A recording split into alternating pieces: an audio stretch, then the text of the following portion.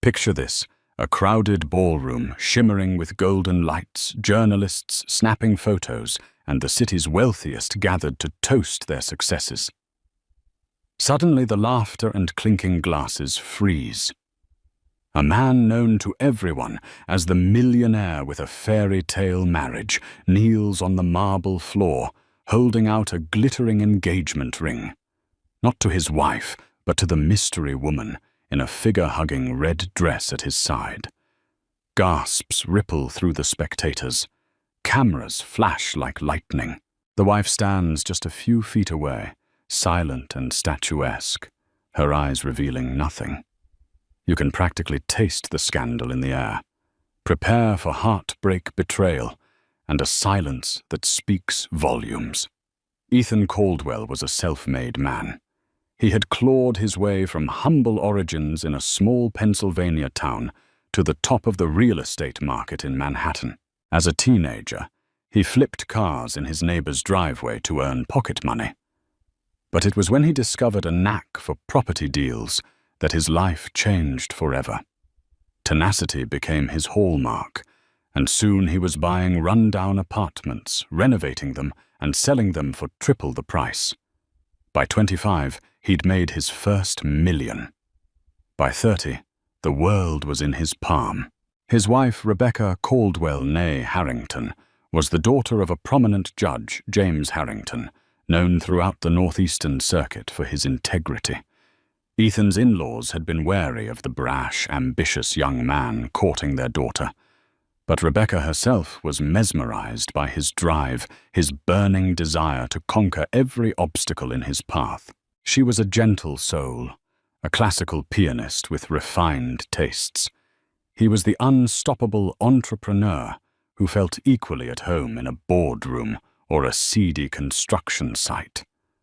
Opposites, but they attracted like magnets, forging a romance that took high society by storm. Their wedding was legendary, held at the Harrington estate, with white doves released at sunrise and a fireworks display at sunset. The press swooned over the perfect couple, writing rhapsodic features about their unstoppable synergy, the brilliant polished artist and her cunning, resourceful husband. In interviews, Ethan credited his success to his wife's unwavering support. She smiled shyly from behind him, her eyes filled with an abiding love that made it easy for the public to believe they were soulmates. Over time, Ethan's empire ballooned. He founded Caldwell International Group, branching beyond real estate into shipping logistics and even tech startups. Luxury offices in Midtown Manhattan became his command center, frequented by investors, board members, and the occasional celebrity friend. Every year, the tabloids chronicled the couple's exotic vacations, yachting off Santorini, skiing in the Swiss Alps. It was an image of glossy perfection. Ethan as the dashing millionaire, Rebecca as his poised, intelligent partner who hosted fundraisers for local charities and endowed music scholarships under her family's name. Behind the scenes, however, cracks were beginning to show. The demands of an ever-growing empire left Ethan pulling all-nighters. Rebecca, accustomed to a quieter life of piano recitals and intimate gatherings, struggled to keep pace.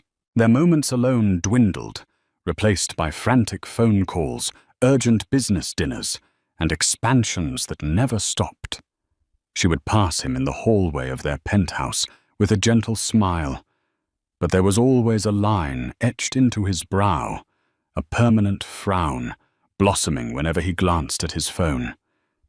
Yet the public saw only the shining exterior, the poised wife of a titan. Nothing, not even the occasional rumor of Ethan's affairs, could tarnish this portrait. After all, no one had proof, and Rebecca, if she suspected anything, showed no sign. The stage was set for a life that looked perfect from every angle until the day it all came crashing down. It began innocently enough, an introduction at a charity function. Ethan was the special guest speaker at a fundraising gala for the Children's Arts Initiative, a cause Rebecca held dear. Inside the grand ballroom of the Plaza Hotel, He circulated among a sea of benefactors, sipping champagne while discussing the newest philanthropic projects. That was when he first spotted Lauren Smith, a stylish marketing consultant who'd recently joined Caldwell International as a brand strategist. Lauren had bright, intelligent eyes and a certain confidence that radiated from her. She was neither shy nor aggressive. She engaged him in light conversation about the night's program, skillfully complementing his philanthropic efforts without seeming disingenuous. His attention was piqued.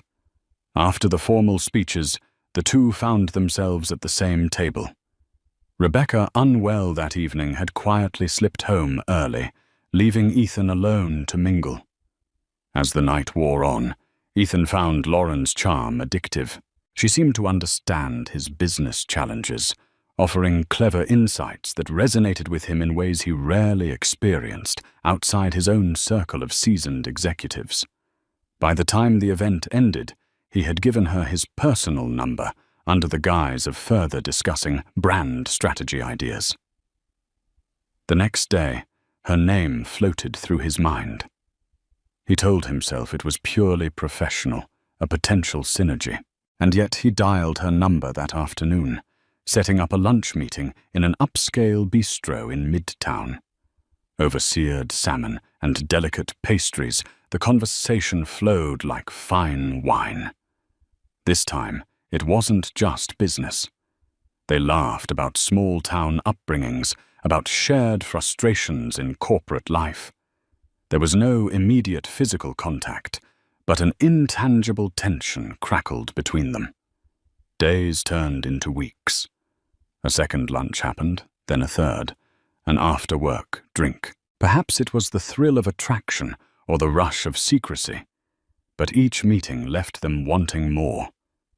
He was drawn to her ambition, to her youthful optimism, and to the sense of liberation he felt when talking to her. No complex baggage, no endless responsibilities, just the promise of something exciting.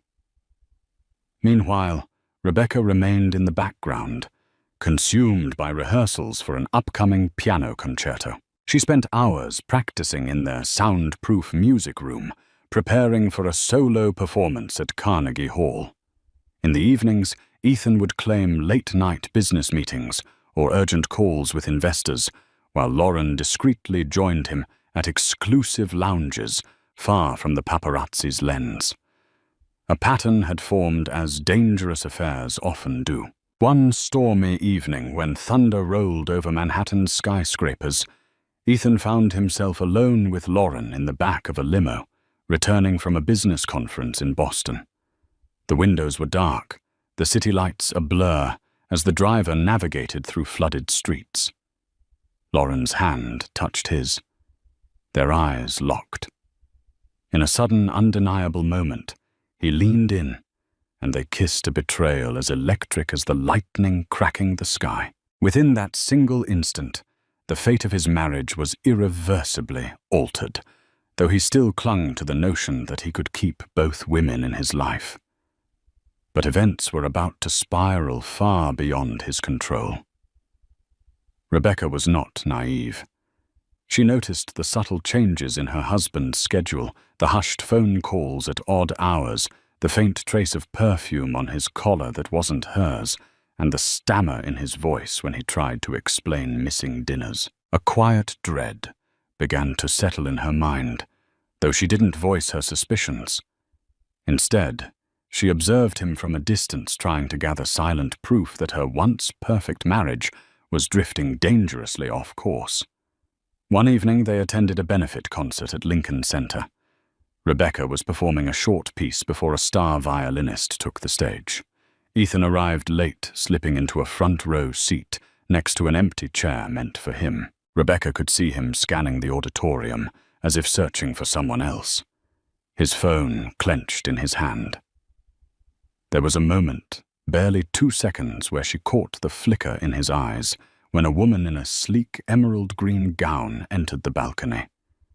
She recognized that woman, Lauren Smith. Lauren's presence at high-profile events was normally explained by her role in public relations for Caldwell International. But seeing Ethan's reaction was like a knife twisting in Rebecca's gut. Despite her pounding heart, she performed her piece flawlessly, each note resonating with pent-up emotion she couldn't yet voice in words. After the final applause, as the audience erupted in a standing ovation, Rebecca bowed graciously, locking eyes with Ethan. He clapped enthusiastically, but she detected guilt in the set of his jaw. That night, she confronted him delicately. "You seemed distracted during the concert," she remarked while changing out of her performance gown. "Is everything all right at work?" Ethan waved it away. "One of our brand specialists came. I was making sure she had the right seats and was greeted properly." He said it casually, but Rebecca noticed the tension in his shoulders. She wanted to ask more, but some quiet voice told her not to press. Not yet. Behind the scenes, the seeds of suspicion grew stronger each time Ethan left the penthouse for a meeting past midnight, or when he disappeared for entire weekends under the excuse of out-of-town site inspections. Rebecca began confiding in her closest friend, Cynthia Perez, an art dealer who had known her since college. Cynthia, quick-witted and protective, advised her to gather evidence before jumping to conclusions. "Don't let your heart lead you," Cynthia cautioned gently. "If he's crossing a line, you need to be sure before you confront him." Determined to maintain her dignity, Rebecca hired a private investigator named Mark Logan, a quiet, grey-haired man with a reputation for discretion. Through hushed phone calls in the middle of the day, she arranged for Mark to trail Ethan, to take photos to note every rendezvous. It tore at her heart to resort to such measures, but her gut told her it was the only way to uncover the truth. Every night, she went to sleep next to Ethan, her heart pounding, pretending nothing was wrong. Yet every morning she checked her phone, waiting for the investigators' updates, bracing herself for the moment her deepest fears would be confirmed. Over the course of several weeks, Mark Logan meticulously charted Ethan's movements. He documented the clandestine lunches at upscale restaurants, secret visits to luxury hotel bars, and late-night drives across the city, where Lauren accompanied Ethan in the back seat of a company car. The evidence was damning photos of the two holding hands, stolen kisses on a street corner. Lauren's figure slipping into Ethan's penthouse when Rebecca was out of town for a performance.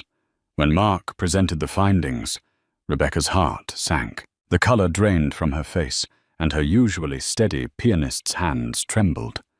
Each photograph was a bullet of truth hitting her chest. In one particularly incriminating image, Ethan and Lauren stood in front of the Caldwell International building, an intimate moment frozen in time. He touched her cheek gently, a gesture Rebecca had once believed was reserved only for her. Despite the heartbreak, she forced herself to examine every piece of evidence carefully to steel herself for what was to come. She asked Mark to keep his investigation silent for now, not to confront Ethan or leak information to the media. She needed time to think, time to decide her next move. Mark, ever the professional, agreed with a solemn nod.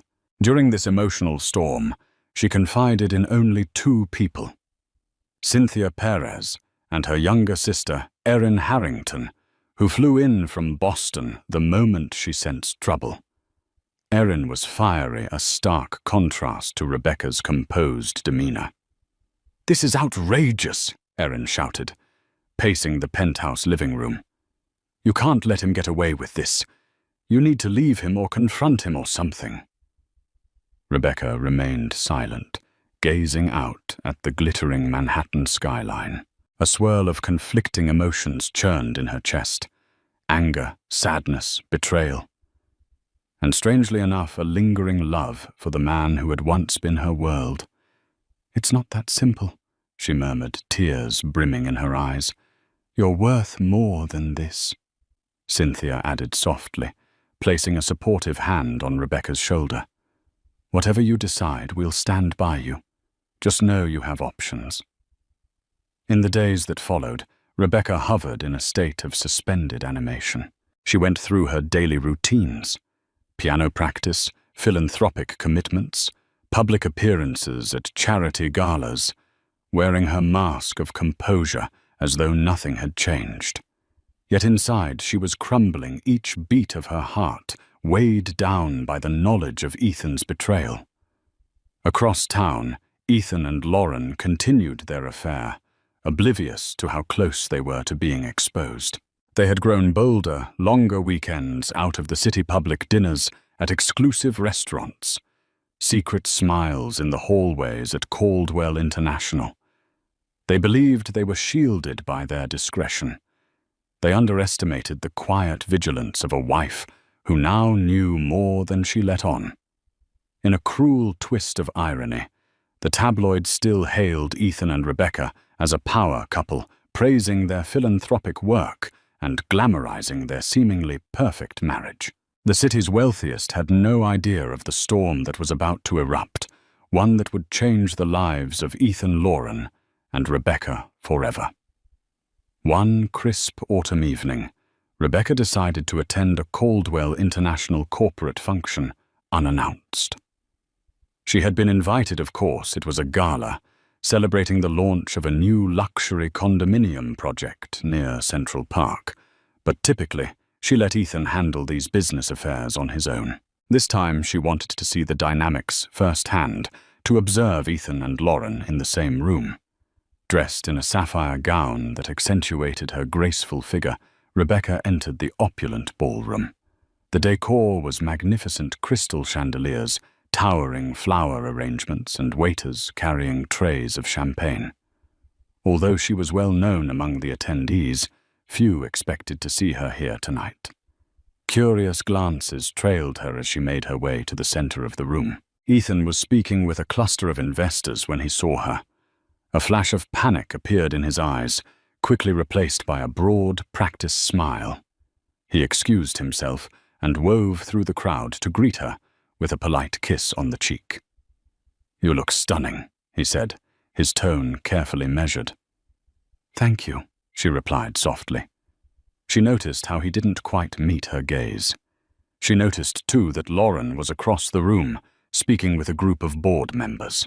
Their eyes flickered toward each other, an invisible connection that Rebecca could almost feel pulsing through the crowd. Throughout the evening, Rebecca maintained a regal composure. She chatted cordially with colleagues, accepted compliments with a graceful nod, and kept her distance from Lauren. Yet each time she passed near Ethan, she sensed his tension. He was careful not to let his gaze linger too long on Lauren, but the underlying current was unmistakable. There was more between them than business. Near the end of the event, she spotted a moment when Ethan and Lauren slipped out onto a balcony, presumably to discuss something privately. Rebecca waited a full 10 minutes before she too stepped outside. Arms crossed against the chilly air. The sight that greeted her was a dagger to the heart. Ethan had his hand on Lauren's waist, leaning in close. Though they weren't kissing, their intimacy was undeniable. Their heads snapped around as she cleared her throat. Lauren quickly stepped away, a flush staining her cheeks. Ethan tried to recover, adjusting his collar nervously. "Rebecca," he said. Forcing a bright tone, "Lauren was just showing me some new marketing concepts for the condominiums. We needed a quieter spot to talk." Rebecca's eyes flicked from Ethan to Lauren. She felt an urge to erupt, to hurl accusations at them, but she remembered the promise she'd made to herself to remain composed, to choose her moment carefully. So she simply offered a thin smile. "Of course," she replied. "Don't let me interrupt." Then she turned on her heel and walked away, leaving them both in stunned silence. Behind her, the city lights of Manhattan glowed with a deceptive warmth. Inside, her world was fracturing, the tension steadily rising toward the breaking point. And for the first time since this nightmare began, Rebecca felt a new emotion stirring beneath the pain, an icy resolve to face what she now knew without question. Rumors of Ethan's closeness to a mysterious woman had started circulating among Manhattan's elite. Whispers at social clubs, sly remarks among corporate circles, though no one dared confront him publicly. After all, Ethan Caldwell was a man of influence, and the benefits of staying on his good side far outweighed the risk of provoking him. Yet the gossip grew, and somehow Lauren reveled in the illicit attention. Perhaps it was the thrill of stepping out of the shadows, or maybe she was blinded by the promise of being part of Ethan's glamorous world. Eventually, Ethan made a decision that would change everything. Tired of secrecy, emboldened by his love for Lauren, call it foolishness or arrogance, he decided to propose in the most public, extravagant manner possible. He was convinced that once he announced his intentions, the narrative would shift in his favor. In his mind, wealth and power could rewrite any scandal. He believed that if he went big, the public might applaud his boldness rather than condemn his betrayal. It was a crisp winter evening at the Metropolitan Club, a venue notorious for hosting some of the city's most prestigious galas. The event was a charity auction for children's education, a cause Ethan had supported for years. Rebecca attended as part of her philanthropic commitments, though her mind was miles away, still wrestling with the heartbreak at home. Just as the auctioneer concluded the final bid, Ethan stepped forward. Clutching the microphone, he cleared his throat. His heart hammered, but adrenaline spurred him on. "Ladies and gentlemen," he said, voice echoing across the gilded hall, "I want to thank you all for your generosity tonight. This cause, children's education, is incredibly dear to me." Applause filled the space. Rebecca, standing near the back, watched him with narrowed eyes, unsure what was happening. Then, to her horror, Ethan beckoned Lauren to join him on stage. In a fitted red gown, she glided up the steps, her face glowing with anticipation. The crowd murmured in confusion. No one had introduced her. Ethan took Lauren's hand. "I've been blessed in many ways," he began, "but none so profoundly as finding someone who truly understands me, who shares my passions and my dreams. Tonight I want to share that blessing with all of you because I intend to ask this incredible woman to be my wife." A collective gasp rippled through the audience. Cameras flashed and the world seemed to tilt on its axis. Rebecca's blood turned to ice, her breath caught in her throat. She was too far away to move, too stunned to do anything but stare in disbelief. She felt pinned in place, the entire room spinning around her.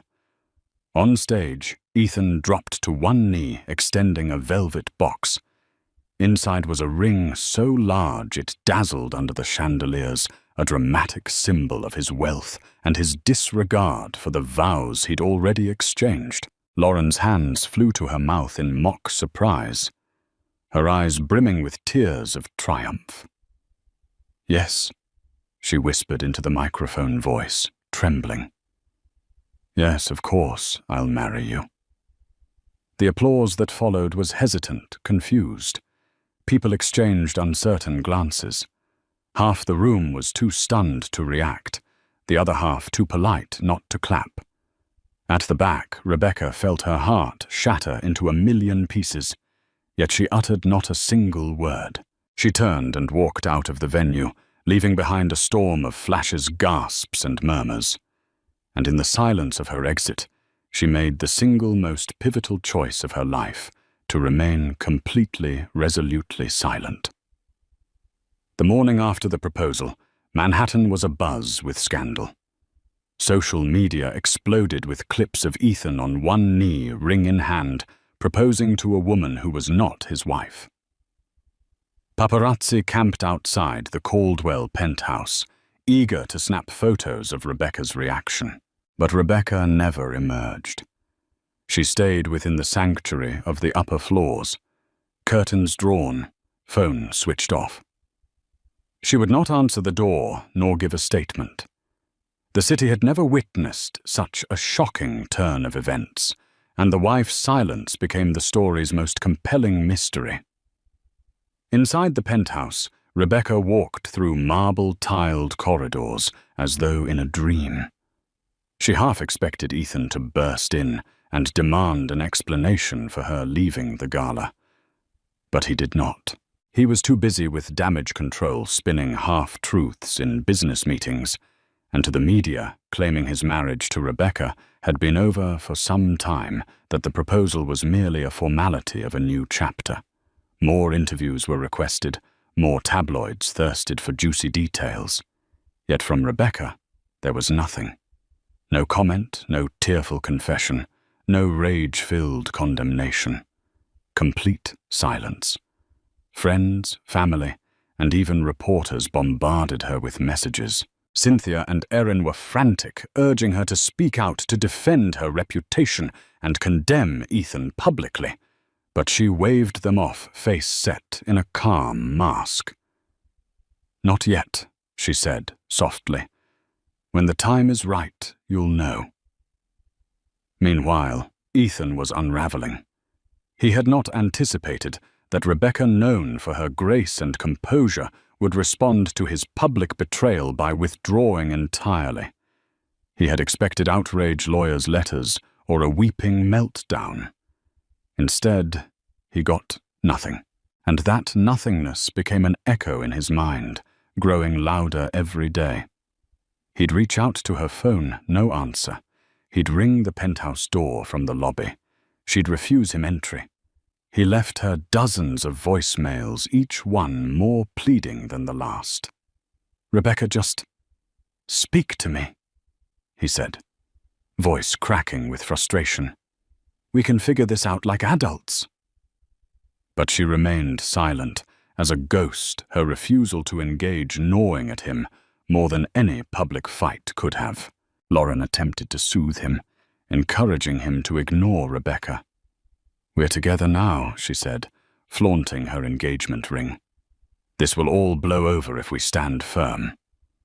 Yet Ethan found himself unable to shake the unease in his gut. Something about Rebecca's silence felt more dangerous than any scandal. One afternoon, a tabloid posted a headline in bold letters: "Millionaire's wife, missing or plotting her revenge." Ethan read the article, his palms sweating. Reporters speculated that Rebecca might be preparing a massive lawsuit, or that she had left the country, or even that she had had a breakdown. Every theory made Ethan more anxious. He realized that despite his wealth and power, he had no control over the one person who mattered most in this entire fiasco, and so the city's greatest question remained unanswered. What would Rebecca do next? In the quiet corners of her penthouse, she sat at her piano, fingers poised above the keys, refusing to let a single note escape. She could only hear her own heartbeat, steady and resolute, as she bided her time. While the city speculated about Rebecca's motives, Ethan found himself drowning in complications. Investors grew skittish, concerned that personal scandals could erode confidence in Caldwell International. Major partners reached out with polite but urgent phone calls, seeking reassurance that the man at the helm had not lost his grip. Share prices dipped slightly, reflecting the market's discomfort with the swirling rumors. Lauren tried to help, taking up the role of a de facto spokeswoman. She gave interviews to smaller media outlets, painting a narrative that she and Ethan had been in love for some time, that Rebecca and Ethan were separated in all but name. But the interviews only fueled public speculation. Some social media commentators labeled her a gold digger, mocking Ethan for his brazen public proposal. Others empathized with her, seeing love as unstoppable. The divide was stark, and Ethan found himself on the defensive. At Caldwell International's headquarters, tensions reached a boiling point. Jordan Reynolds, the CFO, confronted Ethan about the negativity swirling around the firm. "I don't care what you do in your personal life," he growled, "but this fiasco is affecting business. We need stability, not front-page scandals." Ethan tried to dismiss the concerns, insisting that the worst would blow over. But doubt began to gnaw at him. He missed the days when Rebecca's calm presence reassured the public and added credibility to his brand. Behind the scenes, new revelations came to light. Cynthia Perez, fueled by loyalty to Rebecca, dug into Lauren's background and unearthed questionable financial dealings. A small publishing house in Chicago sued Lauren 2 years ago for breach of contract, claiming she'd broken NDAs and misappropriated funds. While the lawsuit had been settled out of court, the details were damning. Rumor had it that Lauren had used her romantic ties with the CEO of that company to secure insider advantages, then left him high and dry. When Cynthia quietly shared these findings with Rebecca, she saw a flicker in her friend's eyes. This was not the first time Lauren had entangled herself with a powerful man's empire. A pattern emerged. She latched onto ambitious men, wormed her way into their personal and professional spheres, and exited with substantial gains, leaving chaos in her wake. Rebecca said nothing, but Cynthia sensed a shift. It was as if the final puzzle piece had clicked into place. Rebecca now held not only emotional leverage, her silence, but also potential legal ammunition. And still she waited. Meanwhile, Ethan struggled to reconcile the woman he claimed to love with the uneasy revelations. When confronted about her past, Lauren dismissed it as a smear campaign. "I'm not that person anymore," she insisted, tears glistening. "I only want what's best for us. Don't let them twist old mistakes into something worse." Ethan believed her, or forced himself to. He was in too deep, forging ahead with wedding plans, sending out feelers for exclusive venues in the Hamptons, or even a private island ceremony. But each day, the mounting pressure from investors and the deafening silence from Rebecca eroded his confidence. Winter deepened, casting a chill across the city. Snow piled on sidewalks, reflecting the cold tension in Ethan's heart. He was a man trapped between conflicting loyalties, consumed by desires he couldn't fully understand. And through it all, Rebecca held her composure, waiting for the right moment to strike. Rebecca's father, Judge James Harrington, had refrained from public commentary since news of the scandal broke. A widely respected figure, he was known for his unyielding moral code and had always been a guiding force in Rebecca's life. In the weeks following Ethan's public proposal to Lauren, James requested a private meeting with his daughter. In a small study at the Harrington estate, father and daughter sat across from each other. The room smelled of old books and polished wood, the walls lined with law tomes and framed photographs of James's judicial milestones. Rebecca's face was pale, a sheen of heartbreak still lingering in her eyes. Her father poured her a cup of tea, silence stretching between them like a fragile thread. Finally he spoke. "My child, the world has been cruel to you lately. I want to help in any way I can." Rebecca lowered her gaze. "I know, Dad, but I need to handle this in my own way." James studied her for a long moment. He understood that while he could offer legal and moral support, Rebecca's dignity and autonomy were paramount. He slid a folder across the mahogany desk. Inside were legal documents. Evidence of Ethan's breach of fiduciary duty if he'd used company funds for personal affairs, and potential spousal claims if Rebecca chose to divorce. "You have every resource I can provide," he said gently. "But I won't force your hand. You do what feels right, and I'll stand beside you." With tears in her eyes, she reached over and squeezed his hand. For the first time in weeks, she felt fortified, as if her silent strategy had a powerful ally beside her. Meanwhile, on Ethan's side, tensions escalated. Lauren had her eyes set on one goal, a high-profile wedding that would cement her position by Ethan's side. She orchestrated lavish photo shoots, arranged exclusive interviews about her fairy tale romance, and insisted on finalizing a prenuptial agreement that curiously favored her more than any sensible advisor would recommend.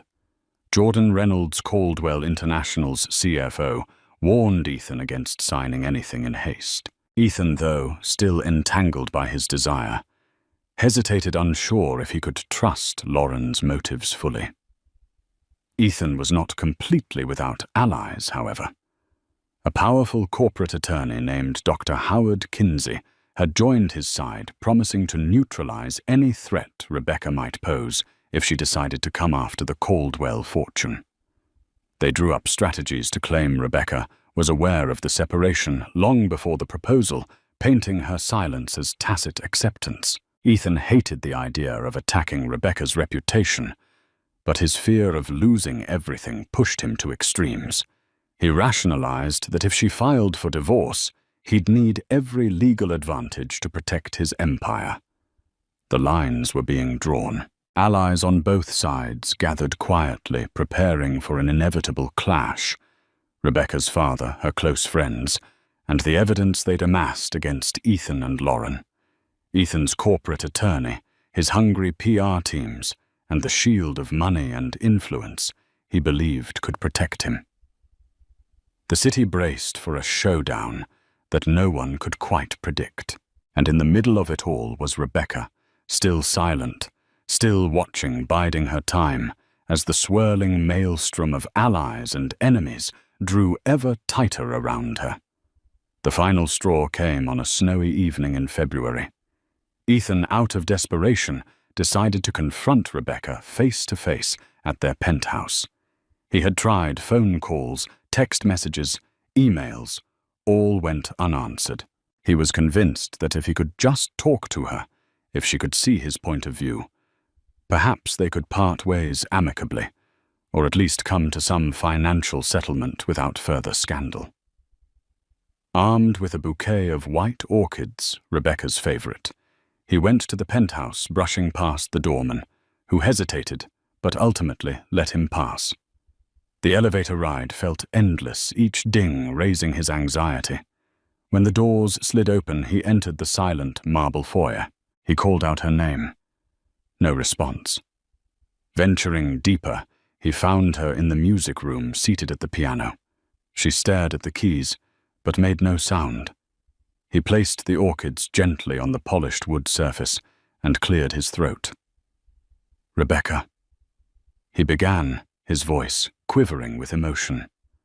I'm sorry for everything. I never meant for it to happen this way." She turned slightly, her expression unreadable. But she didn't speak. She simply watched him, her eyes steady, offering no hint of anger or forgiveness. "I know I hurt you," he continued, stepping closer. "I was selfish and stupid. Lauren, He paused, struggling for words. "I thought I could find something new, something exciting. But I never wanted to destroy you." Still, Rebecca remained silent. Ethan's frustration flared. He had come expecting tears, accusations, or even a slap, anything but this impassive calm. "Speak to me," he demanded, voice shaking. "Please. Say something. I need to know what you want."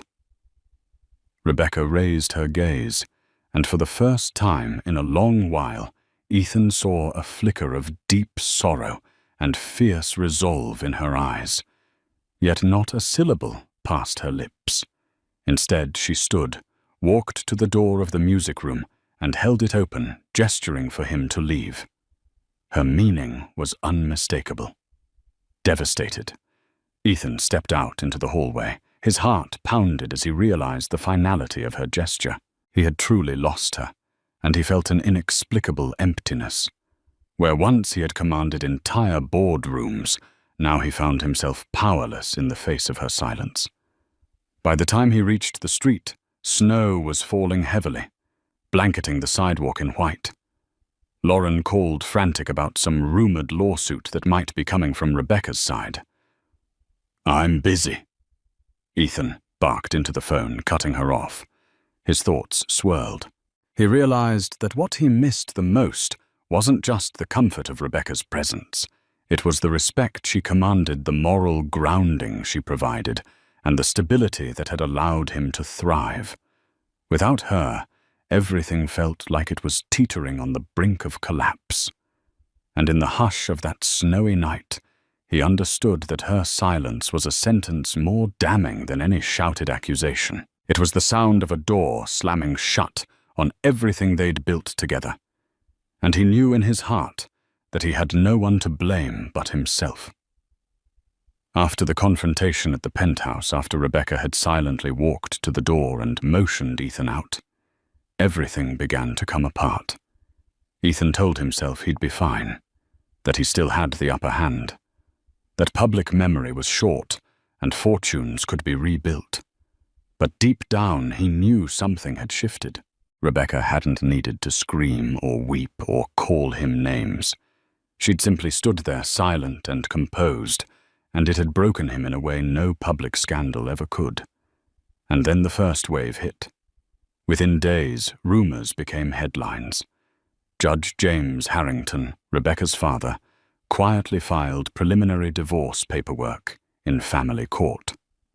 The documents were swiftly leaked to the press. By the end of the week, every news outlet was dissecting the filings. Headlines screamed betrayal, adultery, and financial misconduct. The glossy narrative Ethan had spent years cultivating crumbled in full view of the world. Crisis meetings were held in back offices at Caldwell International. The boardroom, once a shrine to Ethan's dominance, now felt like a courtroom. Jordan Reynolds, the CFO, called for an emergency session. He didn't mince words. "We're hemorrhaging credibility. Investors are nervous. There's talk of pulling out of our South Korea expansion. And frankly, they don't trust you right now, Ethan." "I've made a mistake," Ethan admitted, loosening his tie. "But this doesn't define the company." Jordan didn't even blink. It might not define it, but it's dragging it down fast. Meanwhile, Lauren tried to spin a narrative of romance over scandal. She gave interviews to friendly lifestyle outlets, posing for photos with Ethan smiling as she described their unexpected but beautiful love. But the public wasn't buying it. Her engagement ring, a gleaming symbol of Ethan's betrayal, became a lightning rod for online mockery. Social media turned savage. When a respected journalist published a piece titled "The Mistress with a Motive," citing anonymous sources, shady financial ties, and whispered allegations from Lauren's previous jobs, everything changed. Investors began pulling back. Event sponsors cut ties. Even Ethan's high society allies stopped returning calls. Back in the Harrington family's circle, the counteroffensive was being quietly orchestrated. Cynthia Perez had handed over the evidence from the private investigator to Rebecca's legal team. Erin, Rebecca's sister, contacted a friend at a major newspaper, feeding them just enough to raise questions without exposing everything at once. And Rebecca, she still hadn't said a word publicly. She moved through her days like a shadow queen.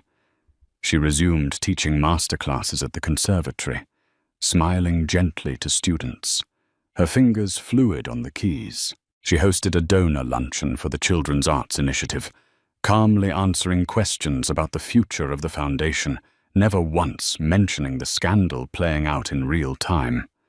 When asked by a particularly bold reporter if she had a response to her husband's public proposal, Rebecca offered the smallest smile. "No comment," she said softly, then turned away. It drove Ethan mad. He had prepared for anger, for screaming, even for legal threats. But not this cold, surgical refusal to engage. Her silence was louder than his press conferences, more powerful than any of Lauren's Instagram apologies. It wasn't long before things inside Caldwell International began to fracture further. Whispers spread that the board was preparing for an internal vote, that if Ethan couldn't control the narrative, he would be temporarily removed as CEO. And then came the article. The investigative exposé dropped like a bomb, a deep dive into Lauren's history, her fast climb through corporate ranks, her lawsuits and her tendency to attach herself to powerful men. One paragraph stood out. Sources allege that Ms. Smith used her influence to manipulate internal decisions at Caldwell International, securing lucrative contracts tied to companies linked to her personal accounts. Ethan's phone exploded. Calls from lawyers, from investors, from his PR team, from Lauren crying, screaming, asking what they were going to do. He had no answer. Lauren begged him to make a public statement denying the claims. "We need to show unity," she insisted, "that I'm not some opportunist." But Ethan couldn't even look her in the eyes. Days later, the board called the vote. Jordan Reynolds emerged as interim CEO. Ethan was asked politely but firmly to take a leave of absence until the storm passed. He signed the papers in a haze. Lauren tried to rally him, suggesting they hold a private engagement party or book an exclusive retreat in Tuscany. "This will blow over," she kept repeating. "You're still Ethan Caldwell." But for the first time in his life, Ethan didn't feel like Ethan Caldwell. He felt like a hollow version of the man he'd once been. He missed the stability he'd taken for granted. The calming voice that used to talk him off ledges. The woman who had shown him grace, not just in public, but in the quiet of their home. Rebecca. And the worst part. He had no way back to her. Her legal team was moving swiftly now. Motions were filed, court dates assigned. And through it all, she had spoken no more than a few carefully chosen words. Every time a reporter caught her on the street, she walked past with dignified silence. Until finally, she gave one quote. Outside the courtroom, with cameras flashing and microphones thrust into her face, Rebecca stopped just long enough to say, "I only seek what is fair. The rest will take care of itself." It was all she needed to say. The public leaned harder in her favor. Op-eds praised her restraint. Women across the city lauded her dignity. Even Ethan's own mother, who hadn't spoken to Rebecca in months, reached out to her privately and apologized for what her son had done. Back in the penthouse, the one he now occupied alone. Ethan sat by the window and watched the snow fall. He thought of the piano room of Rebecca sitting there with her hands hovering over the keys, refusing to play a single note until she was ready. She had waited. She had endured. And now, as he watched his reputation unravel stitch by stitch, Ethan finally understood. She hadn't just waited for revenge. She'd waited for the moment when silence would become her justice, and it had arrived. The wind was sharp that Monday morning, slicing between the stone columns of the family courthouse in downtown Manhattan. Reporters huddled with steaming coffee cups, their breath visible in the chill. Camera crews jockeyed for position near the steps. It wasn't every day a courtroom drama involved New York's elite, and certainly not one this sensational. All eyes turned when Ethan Caldwell arrived. Clad in a tailored navy suit, he exited a black SUV with his high-powered attorney, Dr. Howard Kinsey, at his side. His face, usually composed, betrayed hints of tension. Despite weeks of media training, there was no way to fully prepare for this moment being sued by the wife he'd so publicly betrayed. Flashbulbs exploded. "Mr. Caldwell." "Any comment on today's hearing?" someone shouted. Ethan said nothing. Inside the building on the opposite side of the security checkpoint, Rebecca Harrington, no longer Caldwell, walked quietly down the hall. She wore a long black wool coat over a simple yet elegant dress, her dark hair pulled into a low chignon. Flanked by her father, Judge James Harrington, and her attorney, she moved like a queen, stepping onto her battlefield, not with fanfare, but with quiet command. She didn't look for Ethan. She didn't need to. Her silence, even here, was her strongest weapon. The courtroom buzzed as Judge Olivia Bertrand took her seat, a no-nonsense, sharp-eyed woman known across the state for her impartiality and disdain for theatrics. The gavel fell. "Let's proceed." Ethan's legal team moved quickly, attempting to frame the separation as long-standing and amicable. Dr. Kinsey, with smooth precision, painted the narrative of a marriage already dissolved before Ethan's engagement to Lauren Smith. "Our client," Kinsey said, "wishes only to close this chapter with dignity and fairness." There was no malicious intent. But the opposing table had come prepared. Rebecca's lawyer, a shrewd woman named Naomi Feld, stood and began laying out a meticulous timeline. Photographs, timestamps, sworn statements, detailed surveillance logs from the private investigator. All of it pointed to one thing: the affair had begun well before any formal separation. And more importantly, Ethan had made a public spectacle out of it. The bombshells didn't stop there. They introduced financial documents showing questionable transfers from Caldwell International accounts to cover private trips with Lauren, receipts from luxury hotels, flights billed under consulting expenses. It wasn't just personal betrayal. It was potential misuse of corporate funds. And the court took notice. Throughout it all, Rebecca sat straight-backed, hands folded gently in her lap. She did not interrupt. She didn't need to. The facts did the talking. When it came time for her to testify, the courtroom hushed. She rose and walked to the stand. Her voice was calm, neither trembling nor sharp, as she answered the judge's questions. She detailed how she discovered the affair, how Ethan's public proposal blindsided her, how she endured weeks of media scrutiny in silence, not out of weakness, but to preserve what little dignity remained. "I chose not to speak until now," she said evenly, "because I knew the truth would speak for itself." Her words were measured, her tone never vengeful. Yet they struck harder than any accusation. Even Judge Bertrand paused before continuing, visibly moved by Rebecca's restraint and clarity. At one point, Bertrand asked if she sought spousal support or extended litigation over the Caldwell estate. The courtroom held its breath. Rebecca looked directly at the judge and answered no.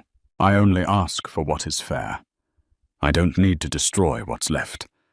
I only want to walk away, knowing I didn't become what hurt me." Ethan flinched. Outside, the news spread like wildfire. "Rebecca speaks, calm, collected and unbreakable," read one headline. "Caldwell's empire at risk as divorce turns tactical," read another. Talk shows buzzed, speculating on whether Rebecca's composed testimony had just cost Ethan his last shred of public goodwill. The final settlement didn't make her a billionaire, but it didn't have to. Rebecca secured a generous portion of their joint assets, ownership of their vacation property in Cape Cod, and a one-time corporate payout. But what mattered most was what she declined: excessive alimony, a fight for majority control, or any intention to drag Ethan through years of litigation. Her message was clear: "I don't need to ruin you. You've already done that yourself." Back at the Caldwell penthouse, Ethan stood in his now empty living room, watching the media coverage play out on muted screens.